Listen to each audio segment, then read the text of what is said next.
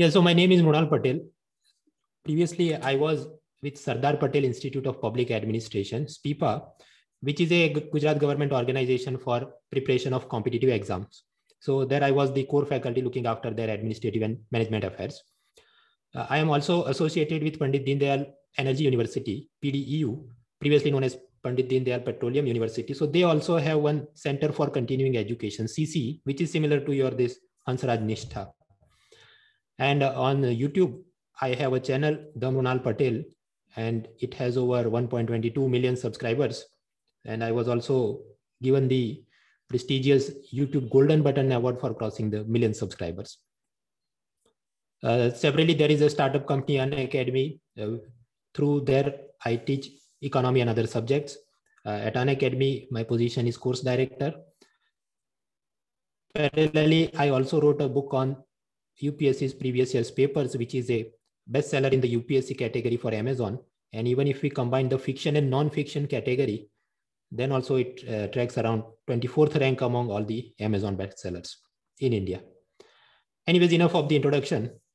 Today, the topic that we will be seeing is discuss the significance of budget in India's economic growth and economic development, and comment on the initiatives of budget 2021 in this regard. ये भारत की आर्थिक वृद्धि और विकास में budget का क्या महत्व है और नए बजट में इसके बारे में क्या क्या किया गया है. So what is the relevance of this particular topic? Well, this budget, economic survey, growth, development, these are some of the issues that will come in all the competitive exam where you have to face descriptive papers on general studies, whether it is UPSC civil service exam or RBI grade B officers exam or state services exams. Even in MBA admission interview, this much basic about growth, development, budget, that much information is required and expected from all of you. So I hope with that thought process, we'll be able to see this. All right, so first of all, the outline of my today's session, what exactly are we going to study? First of all, the introduction. When we directly jump into budget, but some of you may not be aware what is budget, why is budget, what is this monetary policy and fiscal policy, what is economic growth, what is economic development. So quickly in one slide, I will wind up those topics. Then in the part one of the lecture, I will focus on how does budget help in economic growth and what is given in this latest budget regarding economic growth. Then in the second part, we will see budget and economic development. आर्थिक विकास के लिए budget में क्या कदम उठाए गए हैं. And lastly, the conclusion. So what you will conclude out of this? That yes, budget is going to help in economic growth and development, or budget is not going to help in economic growth, or budget will help more in the growth but less in the development, something of that sort. So first of all, an introduction to monetary policy, fiscal policy. What are these things? Monetary policy means it is prepared by Reserve Bank of India. Basically, they focus on CRR, SLR, repo rate, open market operation, priority sector lending norms, and other tools. What is meant by these tools? You may go to my YouTube channel and you will find the meaning of these terms. So basically, through these tools, RBI will try to control how much money is being circulated in the market and what is going to be the loan interest rate, and this much loan must be given to the poor people and similar activities. On the opposite side, Finance Ministry will make a fiscal policy. So in the fiscal policy, we talk about taxation, subsidy, public expenditure, welfare schemes. Sometimes government will not have sufficient money on its own to develop a particular airport or highway. So they will engage in public-private partnership. Then there could be disinvestment of the public sector enterprises and many other tools. So that is fiscal policy. And within that, budget is a tool of the fiscal policy through which we will exercise these other tools. And budget is usually presented on the first working day of February. So on the first working day, suppose it is 1st February, they will do it on 1st February. If 1st February happened to be Sunday, then maybe they will do it on 2nd. But so far it has happened on 1st February. Previously, during the Congress era, they used to present the budget in the last week of February, but after the Modi government started in the first working day. Anyway, so this monetary policy of RBI and fiscal policy of Finance Ministry, how does it help? Well, collectively, they help shaping the economy. Shaping the economy means what? They will try to improve the savings, investment, domestic investment, foreign direct investment. They will try to improve the gross domestic product. They will try to reduce the unemployment. They will try to control the inflation and so forth. Currency exchange rate stabilization and so forth. So that is one part. Now, second introduction is economic growth and development. When we say economic growth, Arthik Vriddhi, so basically they are focusing on how much more goods and services are produced in the country, how much more income is generated. So basically quantitative measurements like GDP, consumption, government spending, investment, import, export, like those things. So like you say, this gentleman, he's just counting money. So in economic growth, basically we are counting money. We are not focused on air pollution or inequality between rich and poor or child labor, nothing of that sort.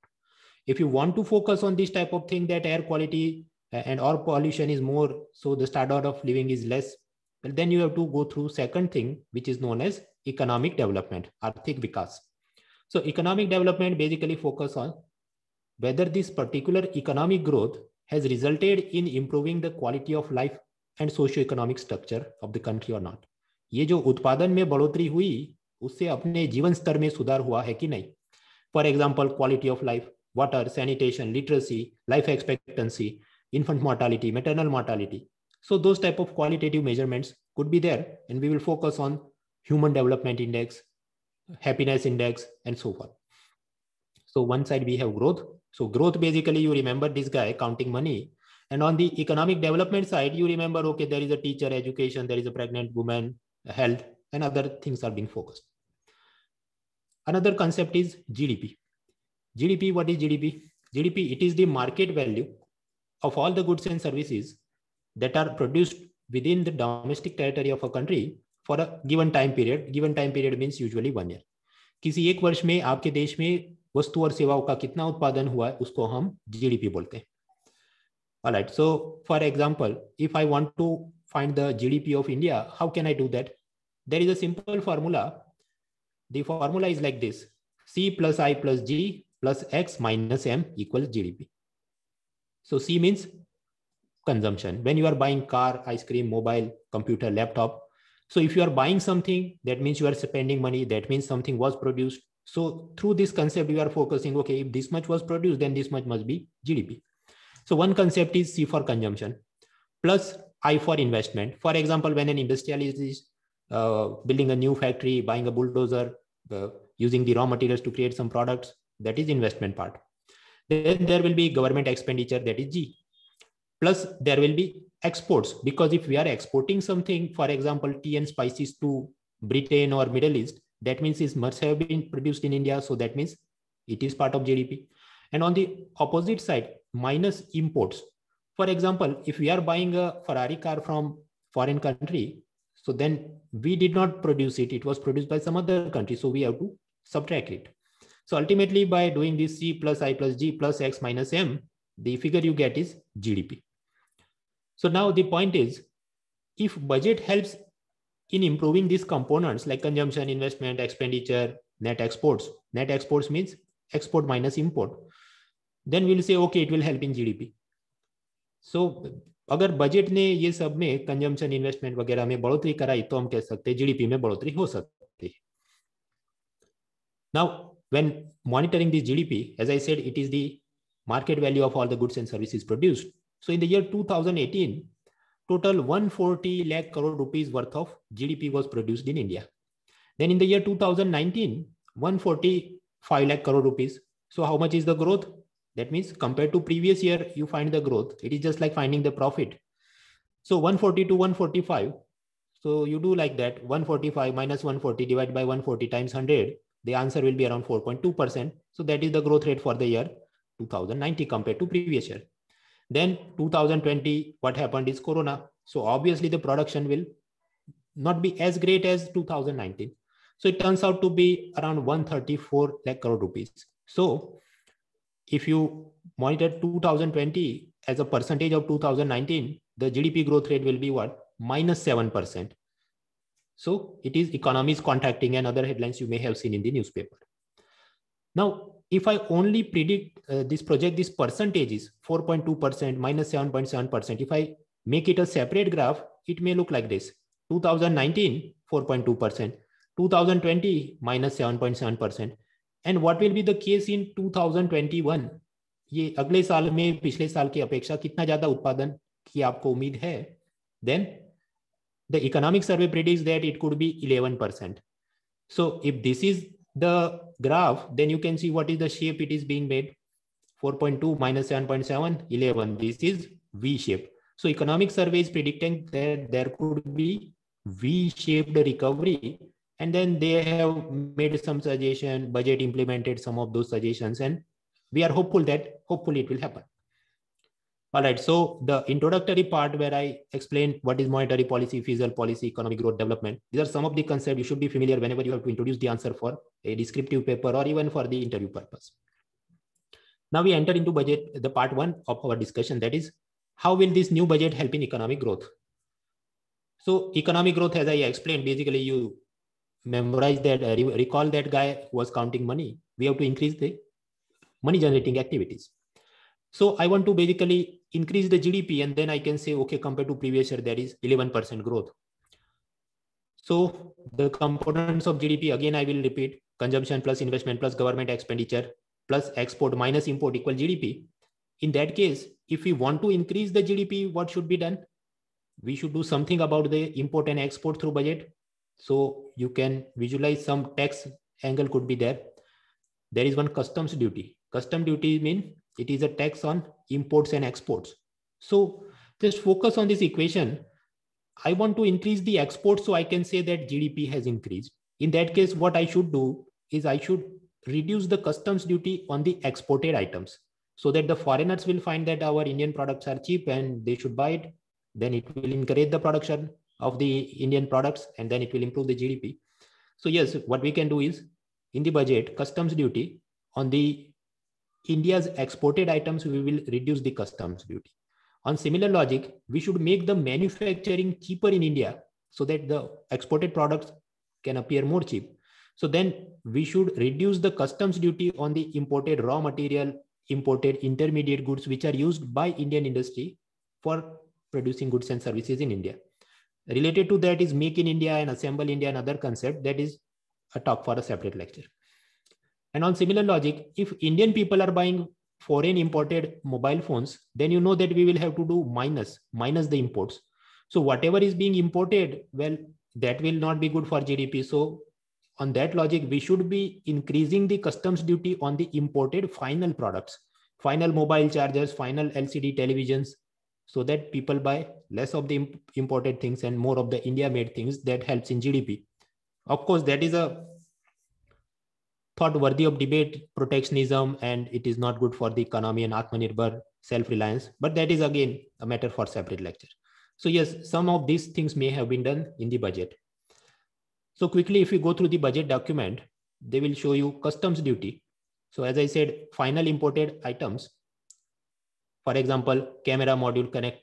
So if we want to increase the production in India, we should be discouraging the foreign import. So therefore they have increased some custom duty on some products. Then for naphtha, nylon chips, iron and steel mantling scrap, alloy steel, what are these items? You could visualize these are some type of raw material or intermediate goods which are being used for Indian manufacturing. So as you can see, the customs duty was reduced so that it makes our products more cost effective when we are manufacturing them. All right, so one part in the import export, they would have done some things. We could go by piece analysis, but that is not important for the scope of exam. So sufficient to know some changes were made in the customs duty. Now the second part of this GDP equation was consumption plus investment plus government expenditure plus net export. We are done with the export. So now let us focus on government expenditure. Now again, if government is spending some money, then it is assumed that someone will be producing goods and services for the government, and collectively that should help in production of GDP. So in the new budget, they allotted some 5.5 lakh crore rupees for capital expenditure. Capital expenditure means creating roads, building, factory, and other such assets, infrastructure, facilities, and so forth. So compared to previous budget, that is budget estimate 2020. So that budget was presented on 1st February 2020. There, they had allotted some 4 lakh crore rupees. In the new budget, they allotted some 5.5 lakh crore rupees. So percentage wise, how much growth is there? Some 35%.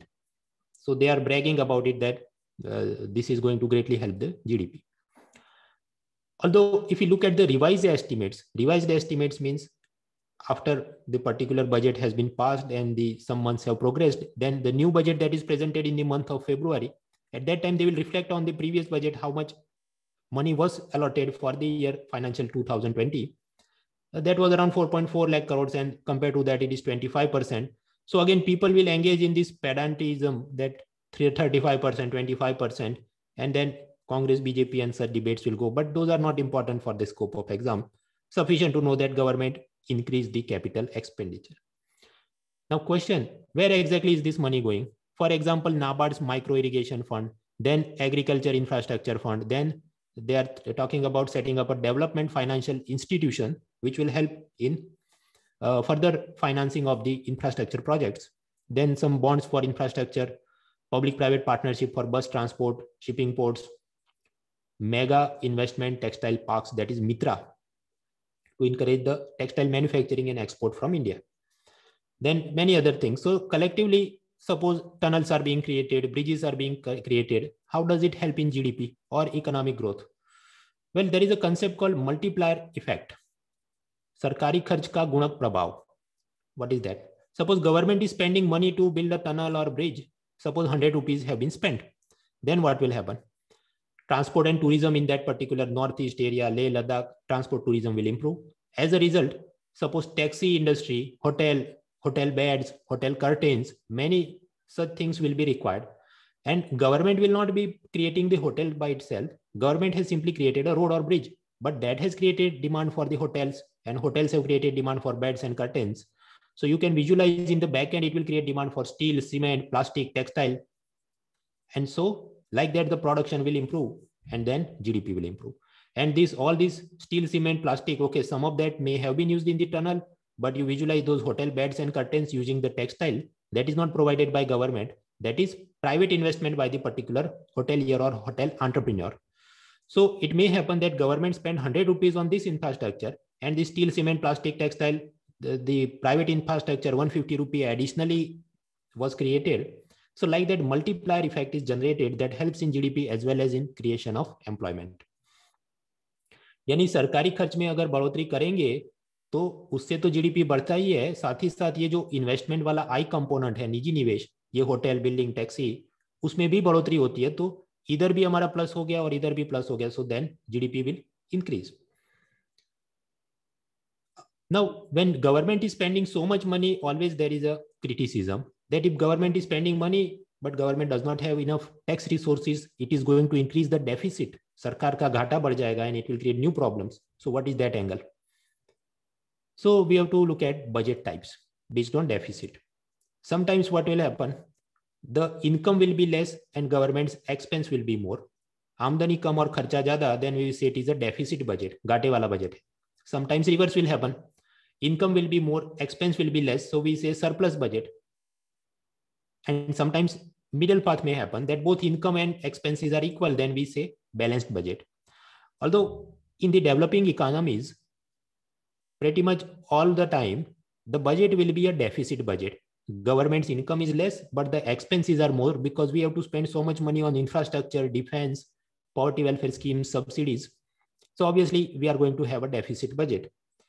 Now the associated concept is fiscal deficit. Basically it reflects how much money government will be borrowing for this budget. So it turns out that for the year 2021, government is likely to borrow some 15 lakh crore rupees from the various resources.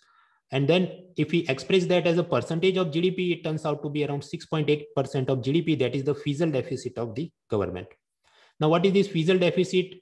More data and how much these figures were derived. Just few days back on 2nd February, I had created a budget summary in 5 minutes. You can go through that video on YouTube and you'll get the idea. I'm not repeating these things because I wish to discuss some new things today. All right, so understood. The 15 lakh crore rupees government will have to borrow because through taxation and other resources, government does not have that much money. So government will be borrowing money from the market. Now, the fiscal deficit is 15 lakh crores. So then how can we get this much money? We have to arrange this money. How can we arrange it? First method could be we can increase the taxes, but we cannot increase the taxes too much. Suppose the income tax is 5%, 20%, 30%. Now suddenly you get the idea that 15 lakh crore rupees are required. Let us tax 50%, 60% income tax on people. Well, that will discourage the incentive to work. It will merely encourage the black money. People will try to avoid the taxes. Similarly, GST. Now suppose on mobile phone, the GST is 18%. Suppose government increases it to 35%. It will not help in increasing the tax revenue. Rather, people will buy it through cash, black money, or people may not buy it at all. Then it will discourage the sales and harm the GDP. So we cannot increase the taxes beyond a point. That is one problem. Then another solution, third solution we can try is, let us print more money. Let us print 15 lakh crore and it will solve the problem. Well, that too is not recommended, because suppose government and RBI is printing 15 lakh crore rupees, but in the markets, suppose there are not sufficient onions, potatoes, steel, cement worth 15 lakh crore rupees, then it will only increase the inflation. The onion which may be available for 20 rupees per kilo, it may sell for 100 rupees, because now people have got more money. So demand will increase, but there is not sufficient supply. So printing more money is not ideal. It will create inflation. ज़्यादा note छाप दिए, बाजार में अगर सामान नहीं होगा तो महंगाई बढ़ जाएगी. So then what is the solution? The solution is middle part, borrowing. We will have to borrow the money. So because number 1 and number 3 are not suitable, so we'll have to go for the borrowing part. Now when we go for the borrowing part, जब सरकार पैसा कर्ज में लेती है, there is again some controversy that if we borrow too much money, it will create three problems. One is Ricardian equivalence, second is rating downgrade, and third is crowding out of the private borrowers. Although the latest budget and latest economic survey, it says that while in theory these things harm the economy, but for India, these things will not greatly harm us. This is said by the economic survey. So quickly, we will look at these three factors and why economic survey says they will not harm India, and therefore government is justified in borrowing 15 lakh crore rupees and so forth. The first concept is David Ricardo's Ricardian equivalence. Basically, it said that suppose government wants to borrow money, so they will get government securities issued. Suppose 1,000 crore rupees, 8% interest. After 5 years, we will return the principal and interest. Such government security may be issued through RBI, and then people and investors will invest into it. So whenever government is borrowing more money, जब भी सरकार ज़्यादा पैसा कर्ज लेती है, then David Ricardo said it will increase the savings by the people, because people will fear that in the future, after 5 years, when government has to return these 1,000 crore rupees with 8% interest, government will eventually increase the income tax, GST and other things. जब सरकार को ये कर्ज वापस लौटाना होगा तो कभी ना कभी सरकार हम पर बहुत ज्यादा टैक्स बढ़ा देगी. तो पहले से हम पैसा बचत करके रखते हैं, क्योंकि भविष्य में पैसा हम कम बचा पाएंगे क्योंकि टैक्स ज्यादा हो जाए. Now, when people start thinking in this manner, we should save more money, spend less money, then it is not good for the economy, because then whatever new cars and mobiles are created by Indian industrialists, no one will buy them. So consumption will reduce, unsold inventories, unemployment. Tax में बढ़ोतरी के डर से अगर जनता पैसा कम खर्च करेगी तो उद्योगपति सोचेंगे लोगों को नौकरी से निकाल दो, हमारी गाड़ी मोबाइल कोई खरीद नहीं रहा है. So that is the Ricardian equivalence. Basically, he was insinuating that government should not be borrowing too much money. Although, so the point here is, in our equation, consumption plus investment plus expenditure plus net export equal GDP, अगर David Ricardo सही है तो कर्ज में जितना पैसा ज्यादा सरकार लेगी तो गवर्नमेंट एक्सपेंडिचर इधर बढ़ सकता है, but then it will decrease the private consumption, so then it may harm the GDP. ऐसा हो सकता है as per the theory. Although the latest economic survey, he basically did some study of the previous era, this Nehru Gandhi, Rajiv Gandhi, Indira Gandhi era, and he said that Ricardo's theory is invalid for Indian context. That even in those period, government used to borrow a lot of money, but it did not result into people saving more money or decreasing their consumption. So for V-shaped recovery, we will have to borrow the money, and we need not worry about this Ricardian equivalence. यानी corona के बाद अगर अर्थतंत्र को पुनरुद्धार करने के लिए दे दनादन कर्जा लेना भी चाहिए तो लेना चाहिए. रिकार्डो की बातें भारत के परिप्रेक्ष्य में सत्य नहीं है. So okay, one part is over, that government should borrow more money, should not worry about this Ricardian equivalence. The second fear is rating downgrade. What is rating downgrade? Suppose there is a movie of Salman Khan and it receives 0 star. So basically the reviewer is saying that you should not be watching it. On similar logic, there is this sovereign credit rating. Standard & Poor's, Fitch, Moody's, these are some international organizations. They provide rating, like AAA rating means it is a very prime security. For example, US Treasury bonds. So they are considered to be very safe for investment. American government will repay the principal interest. You need not worry. And then there could be high grade, medium grade. India is somewhere in the range of BAA. So it is lower medium grade. If they reduce our rating little bit, then we will become junk status, which basically says that the particular government is likely to default on the payment. Sarkar कर्ज वापस नहीं कर पाएगी. Now, whenever such thing is happening, when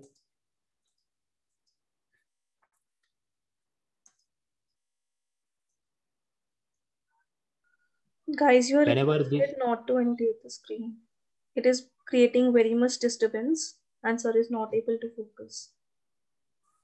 Yeah, so I was saying that if the ratings fall, it is considered bad for the economy, because then the foreign investors will panic that government of India will not be able to honor its payments and economy will collapse. So they will run away by selling their investments in India. So they will get rupee currency, then they will sell it, they will get dollar currency and they will run away. So it will result in weakening of the rupee, which will make the imports very expensive, particularly crude oil. And then it will create new problems, petrol, diesel inflation. So then because of such rating downgrades, whenever in future government has to borrow money, it may have to offer higher interest rate to attract the investors because the risk has increased. So this is the theoretical construct. So as a result, many experts, they say government should not borrow more money. Otherwise these international agents, they will decrease our credit rating and so forth.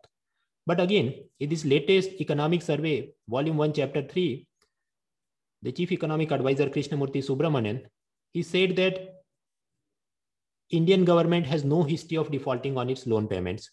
And the macroeconomic foundations of Indian economy are very strong: GDP, employment, inflation control, and everything. But still, these foreign rating agencies like Standard & Poor's, Fitch, Moody, they are not upgrading our rating. So basically, they are biased. Although it doesn't really matter. Just like suppose Salman Khan's movie receives 0 star, does it mean that people are not going to watch it, or does it mean that Salman will not earn 100 crore rupees? Obviously, he will earn.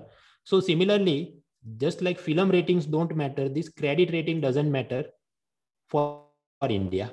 Basically, chief economic advisor suggested there is no strong correlation between poor credit rating harming India's Sensex performance or currency exchange or other things. Of course, there are some implications on the foreign investment that is coming to India because they will be looking at these international credit rating agencies. But other than that, nothing has happened. Just like this Salman movie is getting 0 star has not affected his profitability. So therefore, government should basically borrow more money without fear of any rating downgrade. यानी सरकार ने corona के बाद अर्थतंत्र का वापस खड़ा करना है तो दे दनादन कर्ज लेना चाहिए. ये सब क्रेडिट रेटिंग में हमारा नाम बिगाड़ देंगे, उसकी कोई परवाह नहीं करनी चाहिए. And the third part, that is crowding out of the private borrowers. What is this? Individual families, they are saving money in suppose SBI fixed deposit, or they are saving into LIC, life insurance policy. Now this money could go to the government for government's borrowing, or this money could go to private corporate companies for expansion of their business factories. Now, because these are public sector organizations, SBI, LIC, and so forth, so their board of director has more number of representatives from government side. So they may force the particular public sector bank or insurance company to lend all that particular money into government securities, which may be paying suppose 8% interest. Whereas industrialist, although they are paying, they may be offering 12%, yet the quantity of money may not go to them. So then in such situation, it is said that these private borrowers, they are crowded out of the borrowing market. ये सरकार की भीड़ ने सारा पैसा ले लिया कर्ज बाजार से, तो हमारे पास कर्ज लेने के लिए कुछ बचा ही नहीं. Crowded out. And in such situation, it is difficult for the Reliance or Tata industry to create new jobs. And on the other hand, even the individual investors may also feel unhappy that I am getting suppose 8% return, whereas if this bank or insurance company had invested into this private sector, then I may have earned 12%. So this is financial repression of the household. ये सरकारी चीजों में हमारा पैसा गया और हमारा दमन हो गया. So these are some of the theoretical constructs. Again, the latest economic survey says that it will not happen. The crowding out of the private borrower will not happen because suppose government is spending 100 rupees, then it will create this tourism, transport, infrastructure and demand, and then taxi, hotel, bed curtains, which will again create demand for steel, cement, plastic, textile.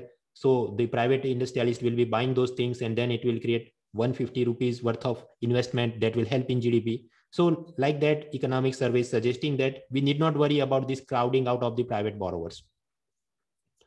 Another associated concept that is making news is counter-cyclical fiscal policy. In economy, you know, always there is boom, bust, ये चलते रहता है, तेजी मंदी चलते रहता है.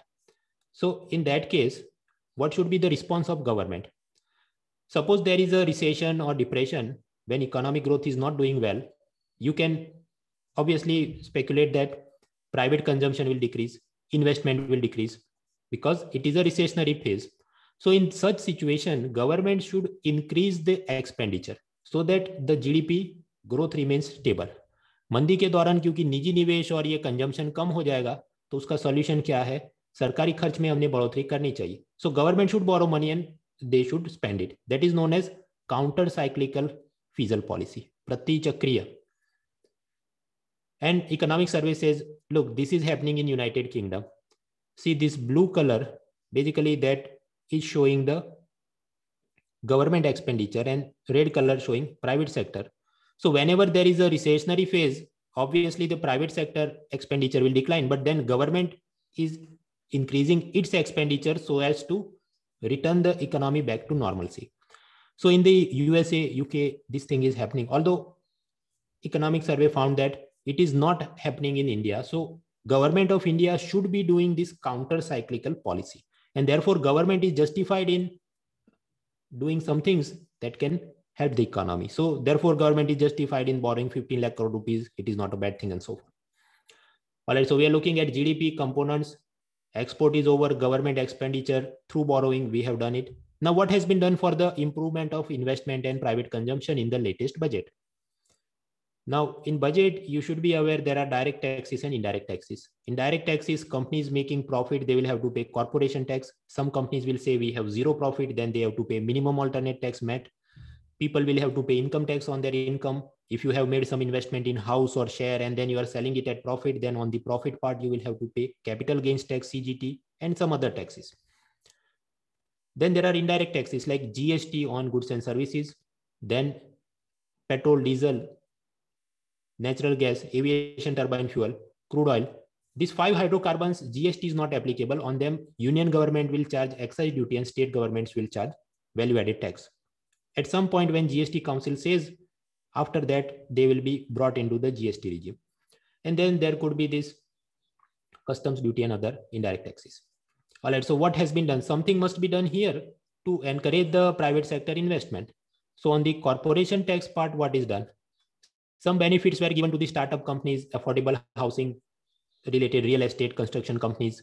Then there is one International Financial Service Center, Gift City in Gujarat. Basic idea is that international banks and NBFC should create their headquarters there and government will provide some tax benefits. Then always there has been a complaint by the industrialists that there is a tax terrorism, income tax department sending unnecessary notices on us and so forth. So government has taken some measures to provide for faceless assessment, audit limits and so forth. Basically, they will help in facilitating the businessmen to do more investment and worry less about the tax implications. So like that, if this portion has been addressed, then it should help in this I portion, I investment for the GDP. Now, what about the income tax? Well, in income tax, no changes have been made in the taxable income slabs like 5%, 20%, 30% income tax on your taxable income. Or if you go for those optional slabs, then there is more granular slabs inside them. The only small benefit that was given was to senior citizens. If they have only selected income from interest and pension, they will not have to file the return and so forth. But other than that, in income tax, we see not much changes have been made. The reason being, even if government suppose made something that helps you save 30,000 rupees, are you going to spend 30,000 rupees? Well, that is unlikely because presently, due to Corona crisis and afterward the bad experiences, even if you are able to save 30,000 rupees, many family will choose to save the money rather than spending those 30,000 rupees on new mobiles. So private consumption is unlikely to increase by the cuts in the income tax that was thought by the perhaps the finance minister, and therefore they have not made many changes in the income tax. Same goes for this capital gains tax and so forth. What about GST? Well, no changes have been made through the budget because GST involves central government's tax as well as state government's tax.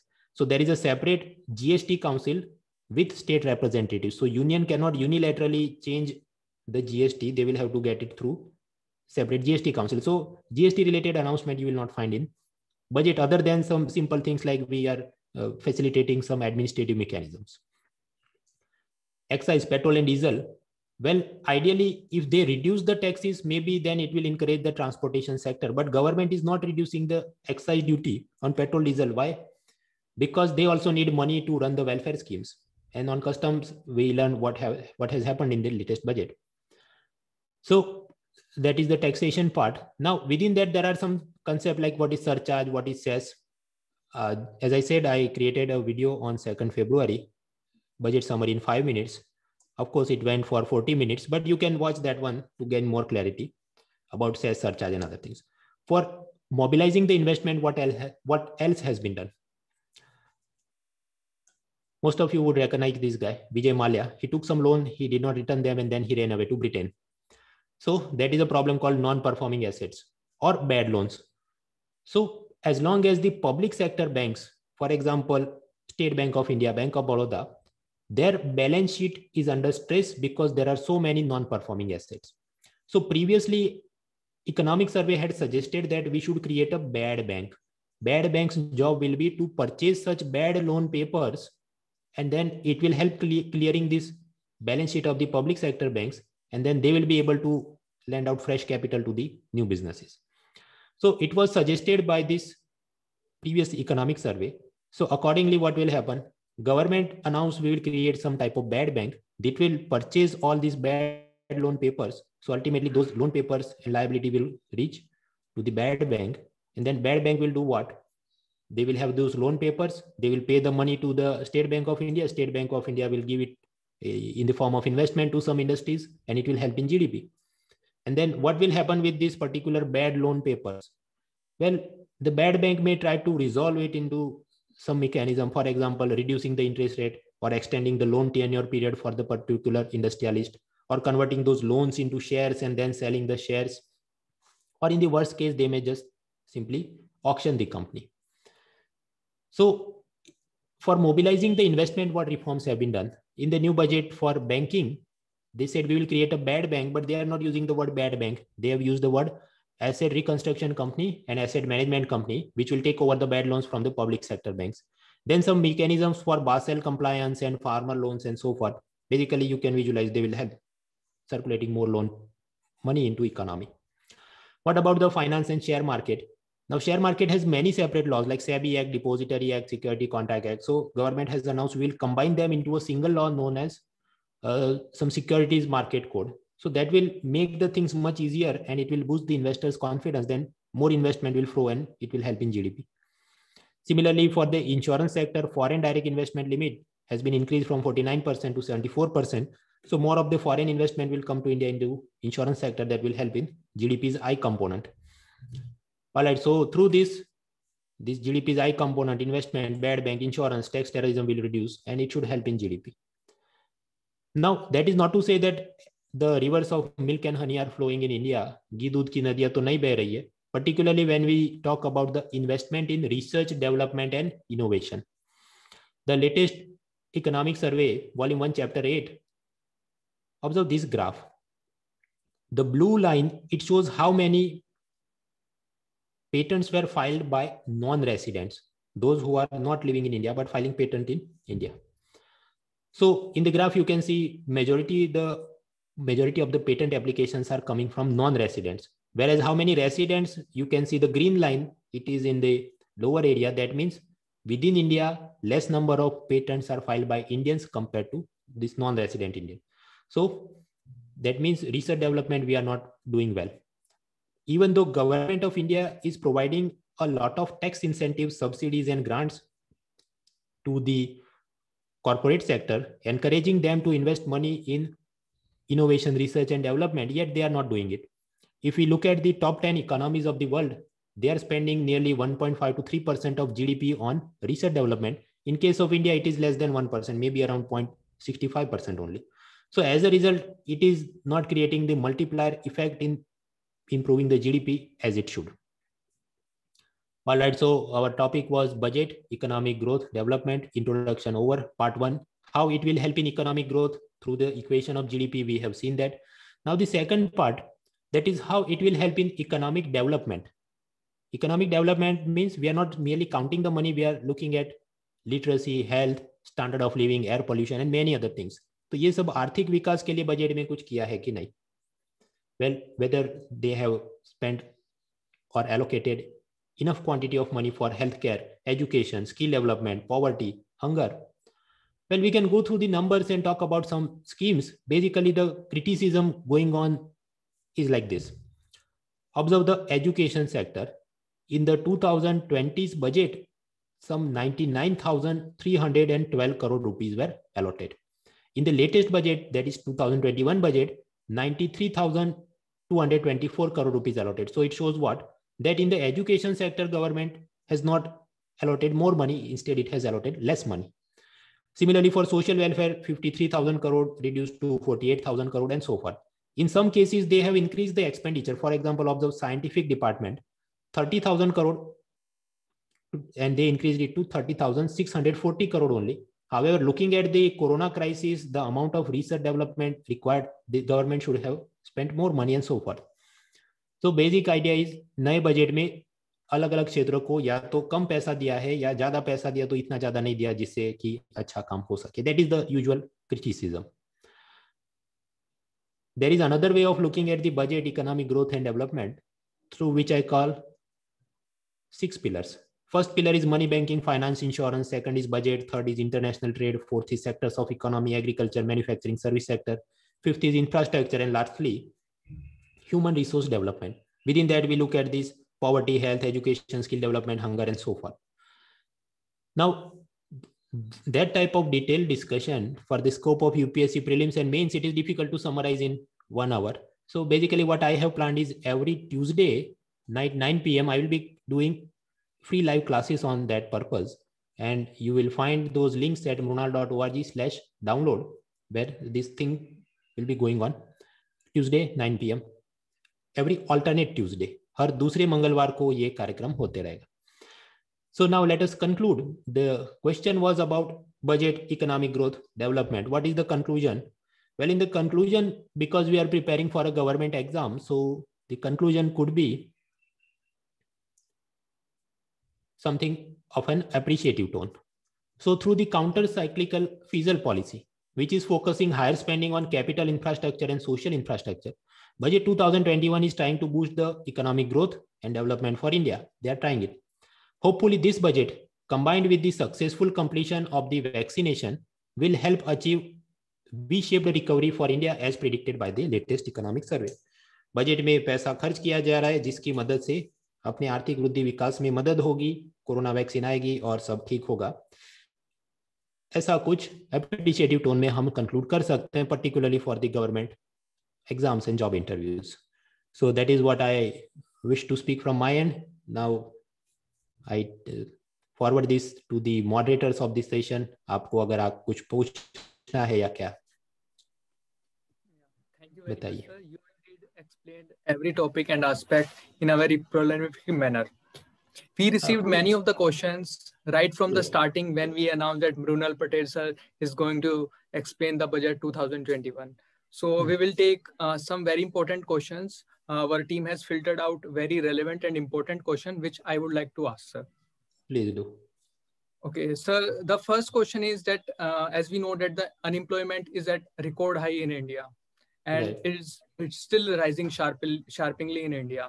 So would you like to describe about the future prospects or scenario of the generation of employment from the perspective of the budget 2021? See, basically, always when we talk about the unemployment problem, the experts will start speaking about the demographic dividend of India, that majority of our population will be in the working age group. And so if we provide them with enough skills, it should help. And then again, those same repetitive arguments that usually agriculture, manufacturing, service sector, the economy progresses in that manner. However, in case of India, the agriculture, directly we jump to service sector. And in the manufacturing base, we could not develop much because there was no ease of doing business or infrastructure. So if we focus on the infrastructure that is helping in the manufacturing sector, particularly the low skill manufacturing, for example, textile and leather industry, we can absorb a lot of low skilled youth from the semi-urban areas and rural areas. Then it can help absorbing those people into productive employment. As far as the other intelligent people are concerned, such as people in Hansraj College, they will find the employment for themselves. So government's role is mainly on those low-skilled people living in rural and semi-urban areas. Many new schemes were launched, for example, production-linked incentive scheme, which basically provides some form of incentive or subsidy to the mobile manufacturing, lithium battery manufacturing, and other companies, depending on how much more production they are doing in India. And accordingly, some more jobs will be created and so forth. So yes, as far as the competitive exams are concerned, those are some of the arguments you can take forward to answer the things. Thank you, sir. So the next question I want to ask is in a very much wide aspect, as it has been seen a topic of debates and discussion nowadays, and that is about disinvestment. So how you look up to disinvestment in India? Is it going to in a right direction or it needs certain reforms? See, in government, in the latest budget, government said that we are going to divide all these sectors into two categories, strategic sectors and non-strategic sectors. In strategic sectors, suppose atomic energy, banking, government will try to keep one or two government companies. And in the non-strategic sectors, suppose hotel or something, they will sell away all the government companies. So basically the thought process going is that because the public sector companies, they are not performing well, and it makes little sense to spend a lot of taxpayers' money into keep them running, it is better to sell away those white elephants. And even in the previous year's economic survey, they had done some case studies, whereas in Britain, when Margaret Thatcher was the prime minister, she had also done such a disinvestment drive, sold away many companies. And even Prime Minister Vajpayee, during his time, he also sold away many of the government companies. And in both cases, those companies which were previously government companies afterwards became private sector companies, their profit has tremendously improved and they had created more number of jobs compared to when they were under the control of government. So the disinvestment and privatization, they help in improving the efficiency and job creation. That is the argument put forward by the economic survey. And taking that forward, government also has decided that we will shrink our space and we will focus mainly on these few sectors. Having said that, there is also the counter view that if more and more number of government companies are converted into private sector companies, it will reduce the scope for these SC, ST and other communities, because the reservation that is available, for example, in ONGC or some government company, that will not be available when it becomes a private sector company, one part. Second, when we hand over the airports to the private sector, it is found that usually when the government is running the airport, the parking fees may be 50 rupees. But when the private sector is running, it is charging 200 rupees. Now, by 200 rupees, how much more facility are they giving in the name of parking? Well, parking is just parking. Why you should be asked to pay so much?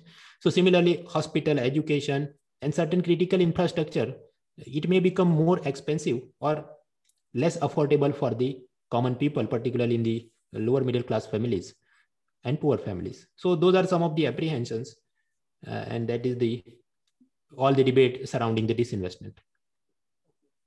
Sir, I would like to know your opinion on this. Like, why are the public sector companies are failing so much? Because once BSNL was also a leading gun in the market. So why they are failing so terribly? Well, one of the reason is because in their board of director, because government is the majority shareholder, often they will appoint the people having no management or administrative experience. Whoever is suppose in the politics, but he cannot be made a minister, but at the same time, he is commanding enough number of followers to create problem for the ruling party. Such people will be made the chairpersons and board of directors in such government companies. And similarly, those who are praising the government in social media, or some celebrities who are doing some work for the government as an influencer in social media, they may end up in such board of directors. So because such boards do not have the foresight to run the company in an efficient manner, that is one reason why the sector could not, public sector companies could not do well. Although it doesn't mean that everything is bad. If we look at the way functioning of some of the public sector organizations such as ONGC or Bank of Baroda, they are handled pretty much in the efficient manner. So it all boils down to the nature of people that are sitting in the board of directors.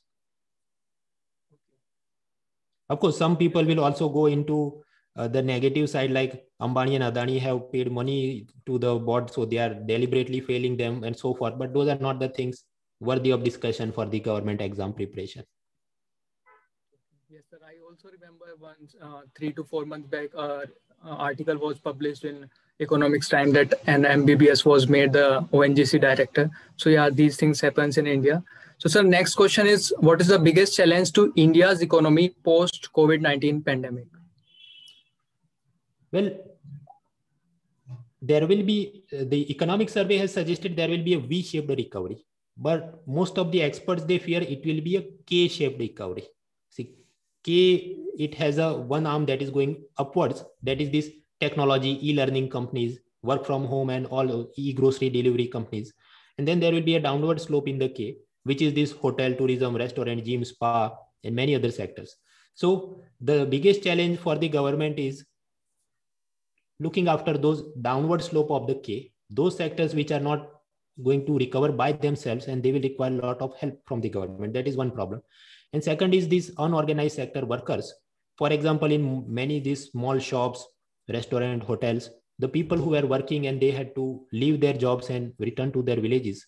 Now they again want to come back, but their pension, insurance, social security, minimum wages, if they are not addressed in a sufficient manner, unnecessarily it will create new set of social unrest, demand for reservation for particular community, and many other political complications. Okay, sir, as education is considered as one of the most important pillar of the development of the nation, what's your take? How was education fund allocated this time? How is it different from last year? As we saw in the graph, the amount of money that is allotted to education is less compared to the previous budget. However, the government is of opinion that it is not just the quantity, but the effectiveness and targeted way in which we spend the money. So even if we are spending 100, but do it in a nice manner, efficient manner, then it will help. So that is their thought process. Although the critics are again in the same opinion that through this new education policy, government is going to allow the foreign universities in India and more privatization of the education. Even previous year's economic survey, it had made a very peculiar remark. It said that in the Eastern India, West Bengal, Bihar, and other places, the number of registered startups are less in number, and economic survey blamed it on the less number of colleges are there in Bengal and Bihar. And the solution made by economic survey was that we should encourage more private sector colleges there. But such privatization of the education, well, all of the people cannot afford those. And if it is allowed to expand in an unrestricted manner, we may look at the crisis which is similar to America. In America, there is student loan crisis. People are doing 2 jobs after passing from the college only to pay those education loans. Of course, in India, the education is still more affordable, but the jobs should also be well paying so that those graduates do not feel that the private sector is bad, we need to apply for this competitive exam and so forth. Sir. Yes.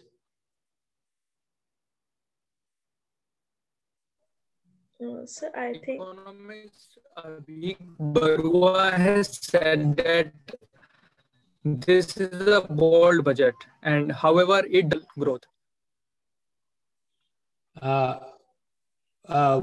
things. First, some of the students, they send the message, give us the PowerPoint. I have mailed the PowerPoint to this official email ID of this Nishtha. तो आपको मैंने PowerPoint mail कर दिया है, तो आपको आपके ये coordinators वो share करेंगे. Now, could you please repeat the question because there was some lagging in the. Okay. Yeah, sure, sir.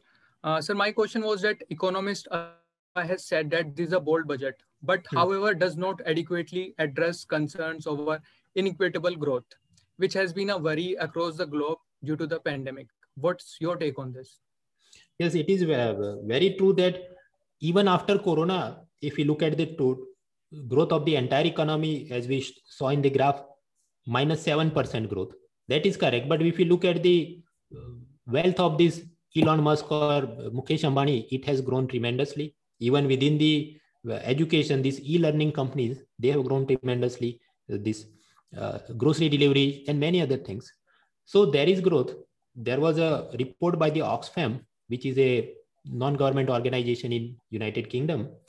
They found that the salary of 1 month for this particular tech CEO, and if there is a domestic maid, she will have to work for 22,000 years. Only then she will be able to collect that much money, which is earned by a CEO. So yes, there is a problem of this inequality in growth, and the need of the hour is enforcement of the minimum wages. Whatever work is being done, minimum this much money must be paid, and not less than that. Of course, there is a labor code that has been passed, but effective enforcement, that is the need of the hour.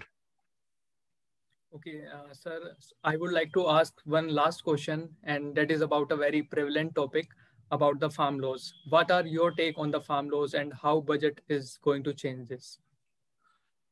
See, the 3 farm laws, one is related to APMC market, the second is related to essential commodities, and third is related to contact farming. Now, the intent is very much genuine and pro-farmer. Basically, they are saying that APMC Mandi, there is a cartelization and farmers are not getting remunerative prices. So by amending that particular farm law, we can allow the farmers to directly sell their produce to the corporate companies. Similarly, in contact farming, farmers can connect with the particular, suppose PepsiCo or Kisan Ketchup, and they will sign the agreement in advance. We will produce this much apples for you, and after this many months, you will pay the money. So in theory, it is a very progressive reform. The apprehension is that eventually those big companies will drive away those small mandi APMC agents, and at that time they will start commanding the prices. So presently, whatever is happening in the mandi, for example, farmers selling their produce, forced to sell their carrots for 2 rupees, it may happen that even then in future, those food processing company may also gang up and say, now where will you go? There is no APMC mandi left and you will have to sell us for 2 rupees.